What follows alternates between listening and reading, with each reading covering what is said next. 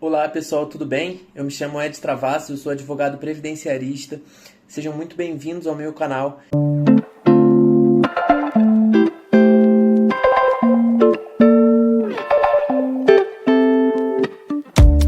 E hoje eu vim conversar um pouquinho com vocês a respeito do BPC-LOAS, né? O benefício de prestação continuada. Graças a Deus e aos advogados previdenciaristas, hoje esse é um benefício muito bem difundido, né? As pessoas sabem o que significa, o que é, né? Mas existem algumas pessoas ainda que não entendem muito bem o conceito, para quem que é, como que solicita. Então nesse vídeo eu vou fazer aqui um tutorial, um passo a passo, explicar tudo para vocês de como que funciona atualizado aqui nesse ano de 2025 para solicitar esse benefício.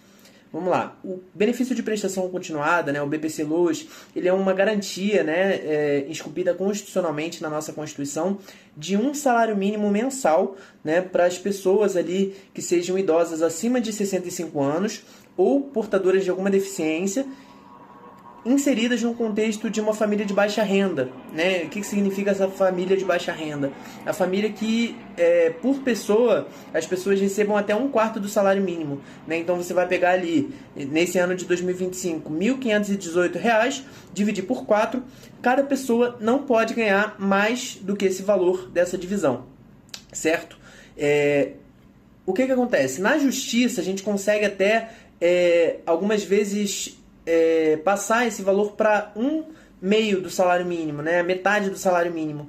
Então, aumenta ali um pouquinho. Existem algumas decisões nesse sentido, mas, né, no administrativo, ali no INSS, é até 1/4 do salário mínimo.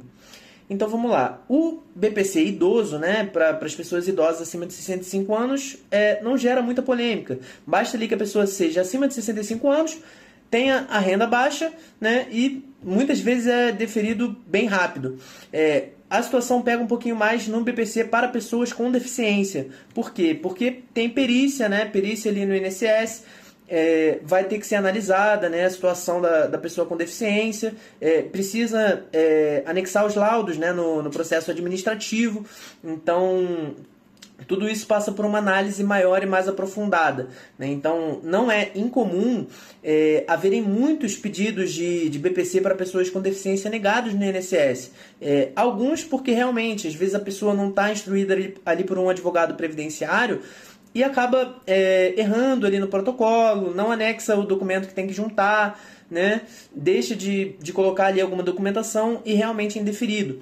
Mas outros, né, realmente há uma injustiça ali por parte do INSS. E aí o que tem que fazer? Quando o processo é bem instruído, bem feito, precisa levar isso para a justiça, né, para ver essa reversão dessa decisão que foi tomada pelo INSS para conseguir o benefício, né? E aí quando isso acontece, você tem direito a receber todos os atrasados desde a data de entrada do requerimento, né? Desde o dia que você protocolou ali o seu pedido no INSS, que a gente chama de DER, né? Data de entrada do requerimento. Pois bem, dito isso tudo, eu vou comentar um pouquinho agora sobre as características do benefício e o que precisa ter para você conseguir ele. O BPC tem o idoso, tem o deficiente. Para o deficiente, o que precisa acontecer? Tem que ser uma deficiência que produz impedimentos de longo prazo, de natureza física, mental, intelectual ou sensorial, né? E esses impedimentos precisam ser, os resultados ali precisam ser superiores a 2 anos. Então a pessoa precisa estar com essa deficiência há pelo menos 2 anos, né? Então nisso são vislumbrados ali os impedimentos de longo prazo. E aí entra a questão das barreiras, né? As barreiras, elas estão previstas ali no Estatuto da Pessoa com Deficiência, que são barreiras, todas as barreiras que estão descritas na lei, barreiras sensoriais, barreiras atitudinais, todas as barreiras que estão descritas ali na lei. Isso é um assunto mais técnico, né? Mais para os advogados, mas basicamente a doença ou a deficiência que produz essas barreiras de longo prazo, certo? Aí muita gente pergunta, né, doutor, quais que são os documentos que eu preciso colocar no INSS, né, anexar ali no meu pedido, para que eu tenha mais chances de ter o meu benefício deferido? Bom, você precisa anexar a sua identidade, o ideal é que você anexe o seu CNIS, para demonstrar ali que você não está empregado, não tem relações, não tem contribuições previdenciárias, e isso é uma questão muito importante. Se tiver batendo alguma contribuição previdenciária ali no seu CNIS, o seu pedido vai ser indeferido de plano, né? Você não pode estar trabalhando. É bom anexar também, é bom não, na verdade é primordial anexar hoje em dia o título de eleitor, né, ou algum documento que tenha a sua biometria. Hoje em dia isso é previsto em lei, né, você precisa anexar esse documento com biometria, até por uma questão ali de evitar fraudes, né, tava acontecendo muita fraude, e isso foi uma ótima inovação legislativa para prevenir a fraude. No caso do BPC idoso, a identidade basta para comprovar a idade, né, com certeza.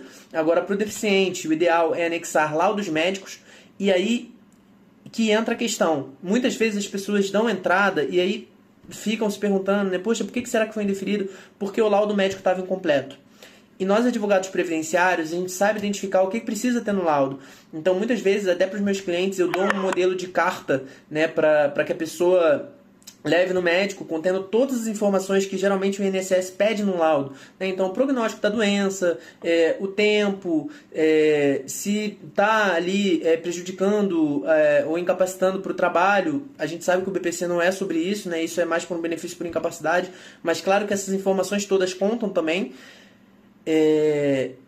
Ali a possibilidade de reversão da doença, ou tratamento realizado, prognóstico, às vezes até exames que foram feitos, tudo isso, quanto mais completo for o laudo, mais chance você vai ter do deferimento do benefício.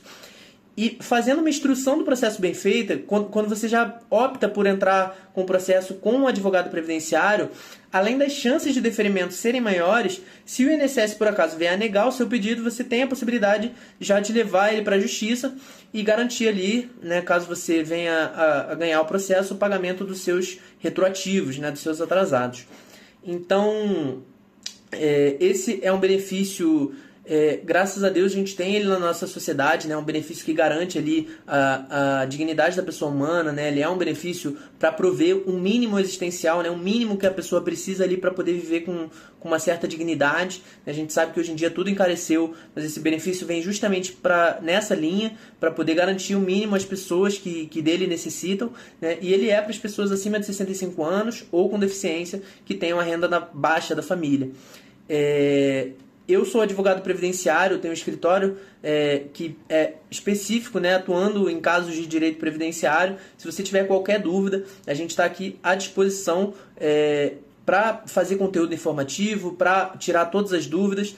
Então, eu agradeço muito pela sua participação nesse vídeo. Se você gostou, se te esclareceu, clica aqui no gostei. E muito obrigado e até o próximo vídeo.